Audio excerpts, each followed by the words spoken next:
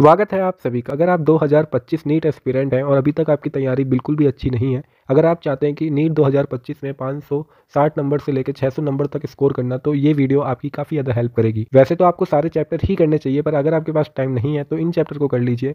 आपके 560 से लेकर 600 के बीच में आपके नंबर आ सकते हैं और 560 तो आपकी मिनिमम है अगर आपने ढंग से इन चैप्टर्स को भी कर लिया तो आई होप आप मेरी बात को समझ चुके होंगे। तो चलिए आज की इस वीडियो को स्टार्ट करते हैं। तो सबसे पहले बात करेंगे फिजिक्स में। तो फिजिक्स में ना सबसे पहले आपको बेसिक मैथ और वेक्टर तो कर लेना है। तो इन दोनों चैप्टर्स को तो आपको ढंग से पढ़ ही लेना है, क्योंकि ये काफ़ी ज़्यादा बेसिक्स हैं और इंपॉर्टेंट है। जब तक बेस स्ट्रॉन्ग नहीं होगा तब तक आप आगे अच्छे से नहीं पढ़ पाएंगे। तो प्लीज़ इन दोनों चैप्टर्स को ढंग से कर लेना। तो बात कर लेते हैं, सबसे पहले आपको पढ़ना है यूनिट एंड डायमेंशन। इससे आपके 2 से 3 क्वेश्चन आएंगे, हम 2 क्वेश्चन मान लेते हैं। तो ये चैप्टर कर लेना ईजी सा है। फिर आप काइनेमेटिक्स पढ़ना, जिससे 3 से 4 क्वेश्चन आ सकते हैं। फिर एनएलएम पढ़ लेना, जिससे 3 क्वेश्चन आने की प्रोबेबिलिटी है इस साल। ग्रेविटेशन पढ़ना, उसके बाद आपको 2 से 3 क्वेश्चन आ सकते हैं। और आपको ना इन्हीं सीक्वेंस में पढ़ना है, ठीक है। या आप चाहें तो यूनिट एंड डायमेंशंस को आगे पीछे जहाँ पे आपका मन करे वहाँ से पढ़ लेना। पर बाकी चैप्टर्स अगर आप इसी सीक्वेंस में पढ़ेंगे तो ये आपके लिए काफ़ी ज़्यादा हेल्पफुल रहेगा, ठीक है। काफ़ी ज़्यादा सोच समझ के ही ये सीक्वेंस बनाया गया है। तो इन चैप्टर्स में आपको ज़्यादा अच्छे से अपनी निगाह बना देनी है, ठीक है। ये बहुत ही ज़्यादा इंपॉर्टेंट है। इन चैप्टर्स में आपकी पकड़ ज़्यादा अच्छी होनी चाहिए, ठीक है। तो 3 क्वेश्चन एनएलएम से, ग्रेविटेशन से आपके 2 से 3 क्वेश्चन, इलेक्ट्रोस्टैटिक्स से आपके 4 से 5 क्वेश्चन आएंगे, करंट इलेक्ट्रोस्टैटिक्स से आपके 5 क्वेश्चन आएंगे, एसी से आपके 3 क्वेश्चन आएंगे। और ऑप्टिक्स की बात करें तो रे ऑप्टिक्स से आपके 3 क्वेश्चन और वेव ऑप्टिक्स से आपके 2 क्वेश्चन।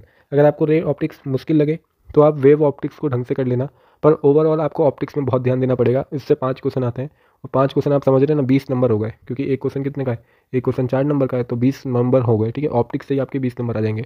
तो कुछ मत छोड़िए, बहुत इंपॉर्टेंट है, सबको अच्छे से पढ़िए।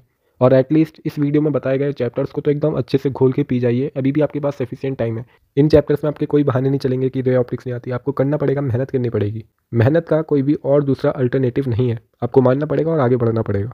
तो उसके बाद आप करना मॉडर्न फिजिक्स, जिसमें से सबसे पहले आपका चैप्टर आएगा ड्यूअल नेचर। ड्यूअल नेचर से 2 से 3 क्वेश्चन आते हैं, हम 2 क्वेश्चन मानेंगे। फिर आप एटम्स पढ़ना, उससे 1 से 2 क्वेश्चन हम एक ही मानेंगे। फिर न्यूक्लियस पढ़ना, उससे भी 2 से 3 क्वेश्चन आते हैं, ठीक है। इन सबको अच्छे से पढ़ लेना। और सेमीकंडक्टर पढ़ना, जिससे 3 से 4 क्वेश्चन आते हैं। तो अगर आपने इन चैप्टर्स को अच्छे से कर लिया तो आपके फिजिक्स में 140 नंबर आ जाएंगे 180 में से। तो ये काफ़ी बड़ा नंबर है और काफ़ी सारे लोगों के नहीं आ पाते। अगर आपने ये अचीव कर लिया तो ये अपने आप में काफ़ी बड़ी बात है, ठीक है।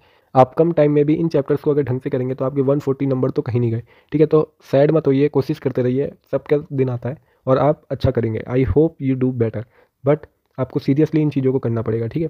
चलिए अब हम बात करेंगे केमिस्ट्री की। तो केमिस्ट्री में पहले इनऑर्गेनिक की बात करें तो अगर आप इनऑर्गेनिक में पीरियोडिक टेबल पढ़ते हैं, जो बेसिक है, इसको करना बहुत ज़्यादा जरूरी है। केमिस्ट्री में पीरियोडिक टेबल नहीं पढ़ी तो क्या पढ़ा, ठीक है। तो अगर आप इनऑर्गेनिक करेंगे तो पीरियोडिक टेबल में आपके 2 क्वेश्चन आएंगे। उसके बाद आपको करना है केमिकल बॉन्डिंग, जिससे 3 से 4 क्वेश्चन आएंगे। और उसके बाद आपको करना है पी ब्लॉक, जिससे 3 से 4 क्वेश्चन आएंगे। उसके बाद आपको करना है डी एंड एफ ब्लॉक, जिससे 2 से 3 क्वेश्चन आएंगे। फिर आपको करना है कोऑर्डिनेशन कंपाउंड्स, जिससे आपके 3 क्वेश्चन आएंगे, ठीक है। तो इस तरह से आपकी इनऑर्गेनिक भी कंप्लीट हो जाएगी। तो अब हम बात करेंगे ऑर्गेनिक की। तो ऑर्गेनिक में सबसे पहले आपको जीओसी कंप्लीट करनी है, जिससे 4 क्वेश्चन आएंगे। फिर हाइड्रोकार्बन्स करने हैं, जिससे 3 क्वेश्चन आएंगे। फिर आपको एल्डिहाइड, कीटोन और कार्बोक्सिलिक एसिड करने हैं, जिससे 3 क्वेश्चन आएंगे। फिर आपको अमाइंस करने हैं, जिससे 2 क्वेश्चन आएंगे। तो ये दोनों चैप्टर तो ईजी हैं, आप इजीली कर सकते हैं, ठीक है।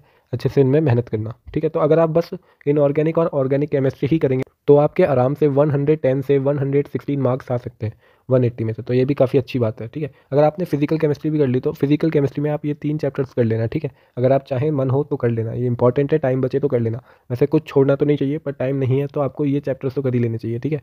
जहाँ पे नंबर आ सकते हैं वहाँ नंबर लाओ, ये इंपॉर्टेंट है, ठीक है। अब फिजिकल केमिस्ट्री की बात करें तो मोल कॉन्सेप्ट कर लेना, बहुत बेसिक है, बहुत ज़्यादा जरूरी है। 2 क्वेश्चन इससे हर साल पूछे जाते हैं। फिर आपको पढ़ना पड़ेगा एटॉमिक स्ट्रक्चर, जिससे 2 क्वेश्चन पूछे जाते हैं। और थर्मोडाइनमिक्स भी कर लेना, जिससे 3 क्वेश्चन पूछे जाते हैं। तो ये काफ़ी ज़्यादा इंपॉर्टेंट चैप्टर है फिजिकल केमिस्ट्री के।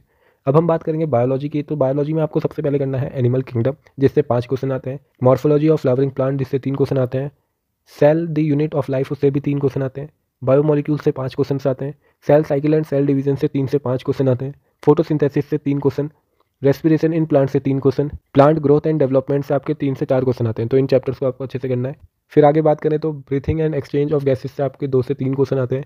बॉडी फ्लूइड्स एंड सर्कुलेशन से आपके 3 से 4 क्वेश्चन आते हैं। एक्सक्रेटरी प्रोडक्ट से आपके 2 से 3 क्वेश्चन आते हैं। लोकोमोशन एंड मूवमेंट से आपके 3 से 4 क्वेश्चन आते हैं। न्यूरल कंट्रोल एंड कोऑर्डिनेशन से आपके 2 से 3 क्वेश्चन आते हैं। तो इन चैप्टर्स को ढंग से करना है, ठीक है। अच्छे अमाउंट ऑफ क्वेश्चन यहाँ से पिक होते हैं।